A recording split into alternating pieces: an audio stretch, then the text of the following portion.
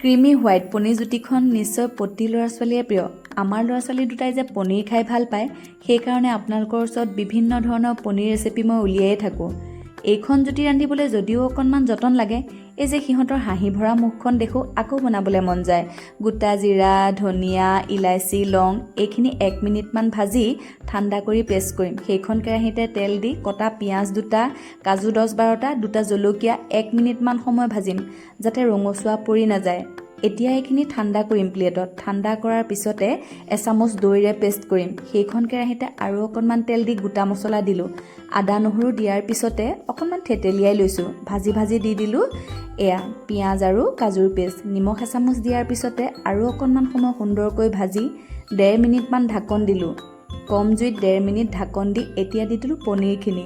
এই যে গোটা মছলাখিনি বটি লৈছিলোঁ তাৰে অলপমান দি অকণমান দি দিছোঁ জালুকৰ গুড়া। আৰু অকণ সময় ভালদৰে ভাজি লৈ ঢাকন দিলোঁ।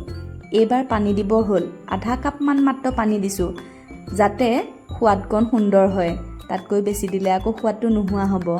অৱশেষত দি দিলোঁ ক্ৰীম 3 টোপাল। লগতে দি দিছোঁ এতিয়া অকণমান কচুৰি মেথি। লৰাই লোৱাৰ পিছতে পৰিৱেশন কৰিব হ'লেই নহয়। নিশ্চয় আপোনালোকেও বনায়। মই বনাইছিলোঁ যিহেতু বোলো পৰিৱেশন কৰি ৰাইজক দেখায়েই দিওঁ।